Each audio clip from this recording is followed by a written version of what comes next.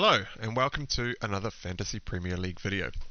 My name is Steve and I've been debating on whether to go with Watkins or Saka all week, and I think there's very little to separate them both.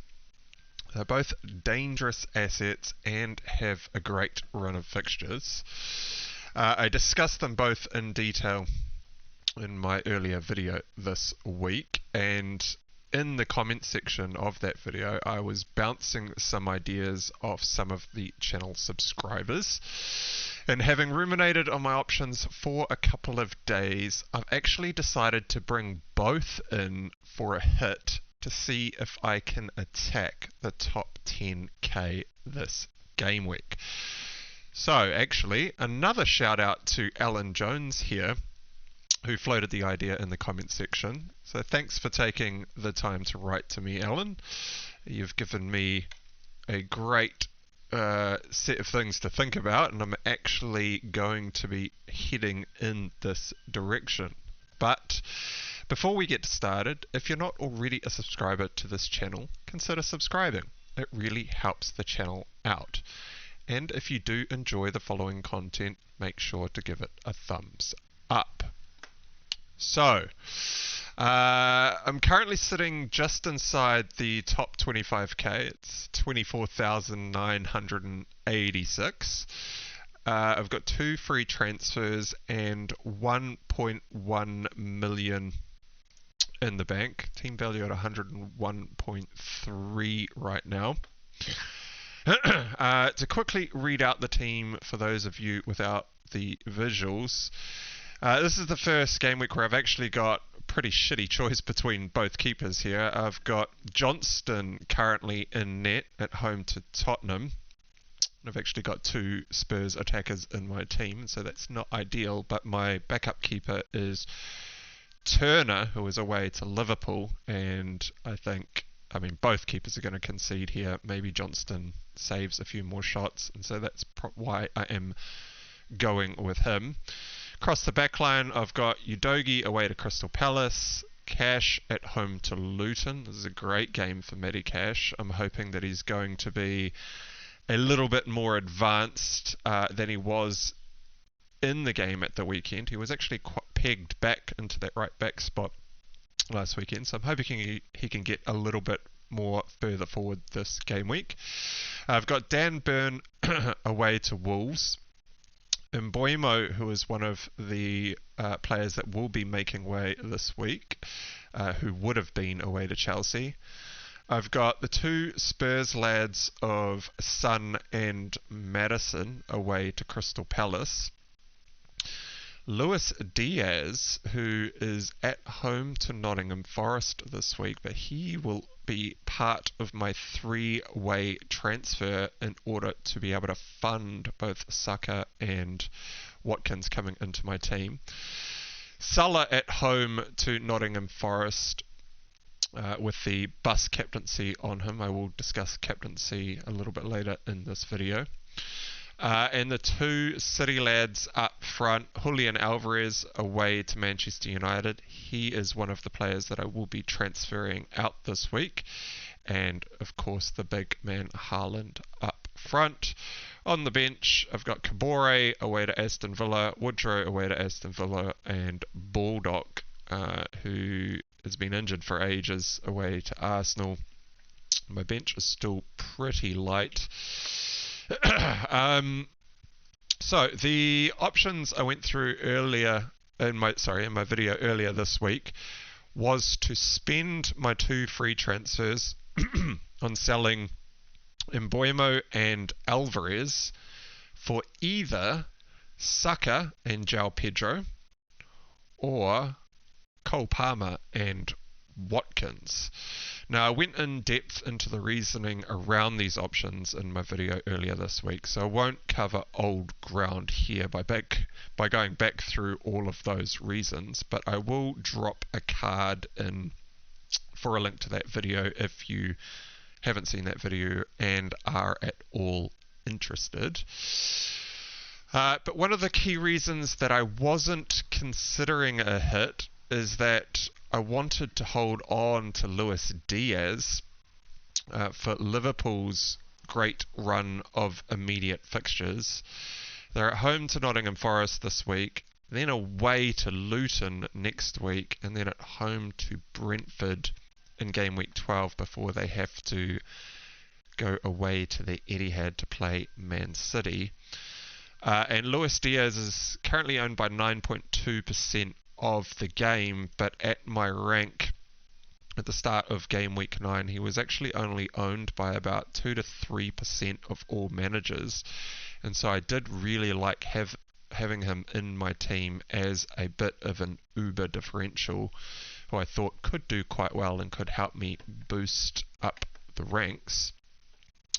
However, with a downgrade of Luis Diaz down to Cole Palmer actually gives me enough funds, and I'll have about 0.3 million left over in order to upgrade Mbeumo and Alvarez to Saka and Watkins. So that would be Mbeumo, Alvarez and Luis Diaz all out for a hit to bring in Saka, Watkins and Cole Palmer. Now that would give me a midfield of Saka, Maddison, Palmer, Son and Salah with Watkins and Haaland up front. I think this is a very strong attacking 7 players to go into game week 10 with, and considering that there are a huge amount of wildcards floating about, I think both Saka and Watkins will be almost a lock in most wildcard teams here, and so bringing both in is quite a good blocking move for all the wildcarders. But also I think these 2 players are 2 of the 3 best captain options for game week 10. I think both have a very big chance of going big this week. Saka is at home to promoted side Sheffield United, who are one of the teams that I like to target, and Watkins is also at home to another promoted side in Luton, who is another team that I am currently targeting as often as I possibly can. So bringing Palmer in, his fixtures aren't ideal. The next 2 fixtures aren't too bad. He's got Brentford, is it at home? Yeah, Brentford at home this week, and then followed by Spurs in game week 11. But Palmer is a huge differential. He is currently only owned by 2.6 of the game total, and so he does actually fit the spot of a very lowly owned player, which I'm replacing Luis Diaz by, with penalties, a not great run of fixtures. But having watched Chelsea versus Arsenal in the game at the weekend, Chelsea are on the up and up. They started the season pretty shakily, but for about 80 minutes of that match, they looked like they were the better team in the fixture against Arsenal. And so jumping on a huge differential like Cole Palmer, who's only down at 5.0 million, comes with penalties. He's now taken 2 penalties for Chelsea.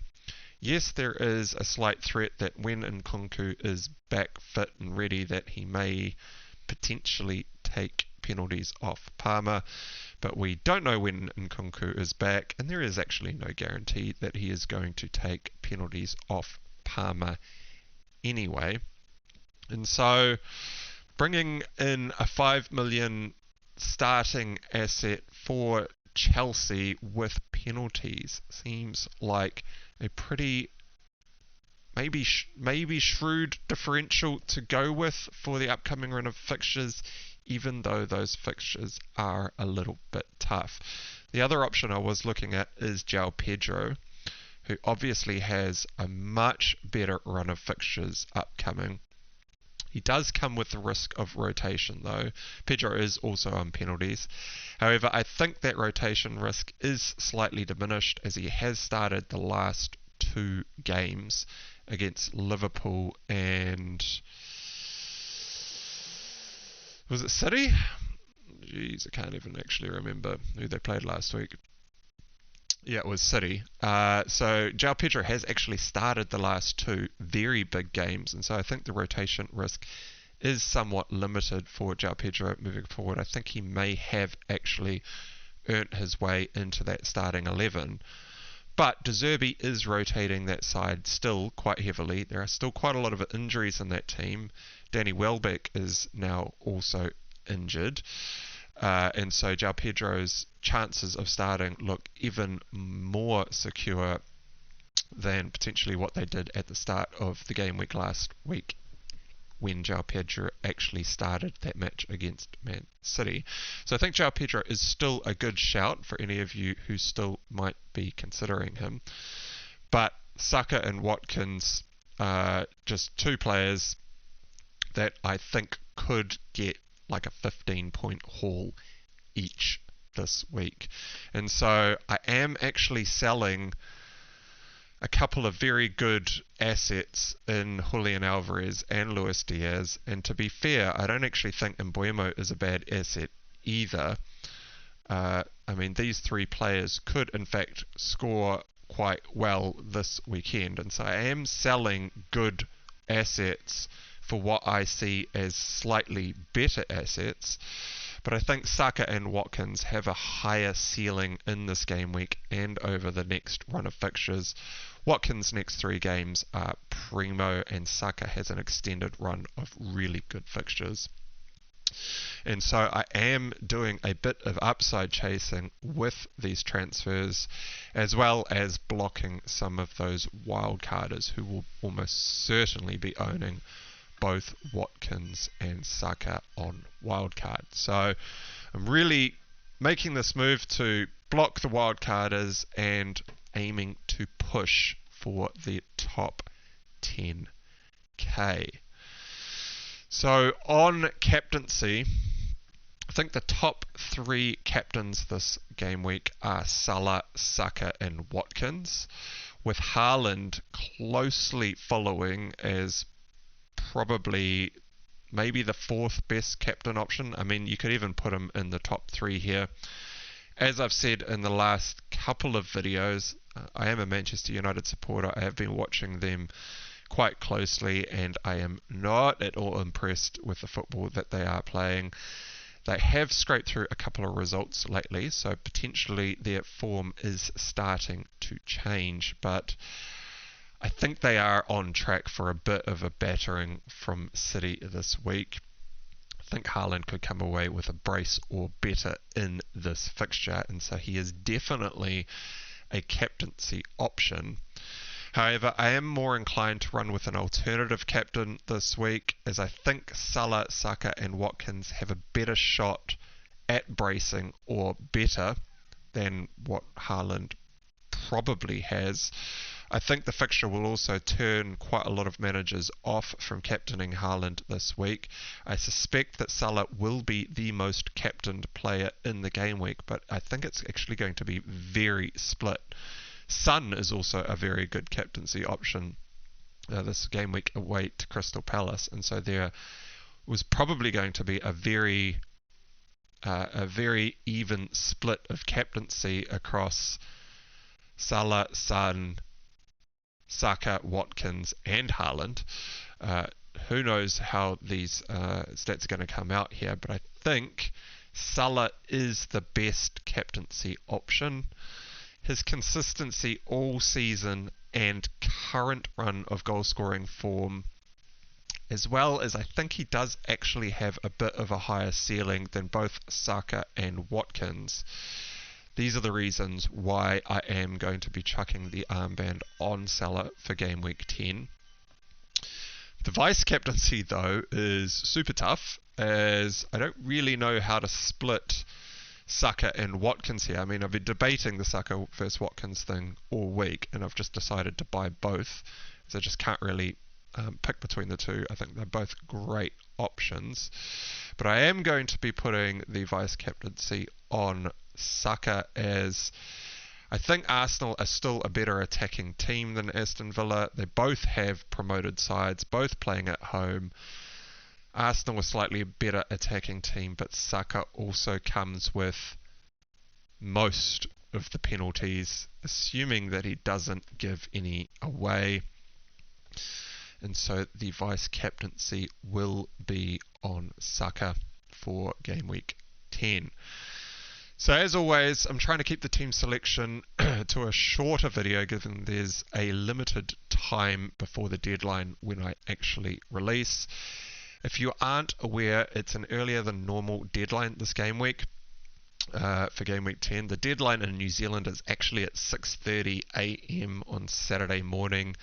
That means all the press conferences will actually be occurring through Friday night and the early hours of Saturday morning, which is a little bit of an issue. I will probably be setting an alarm to wake up to that to make sure that, Udogie is still fit and ready to play. If Udogie is actually out injured, and I'm only a little bit worried about Udogie because he came off a little bit early in the game at the weekend, I probably will just have to play Kabore and still follow through with the three-way transfer for a hit, and just bench Udogie for the game week. It's probably the way that it will run out if I do find out that Udogie is in fact injured.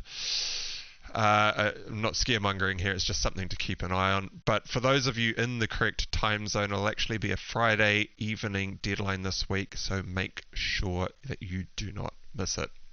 But that's it for today's video. If you enjoyed this video and got something out of it, press the like button and consider subscribing. It really helps the channel out. And if not, that's all good too. I appreciate you watching. And until next time, cheers.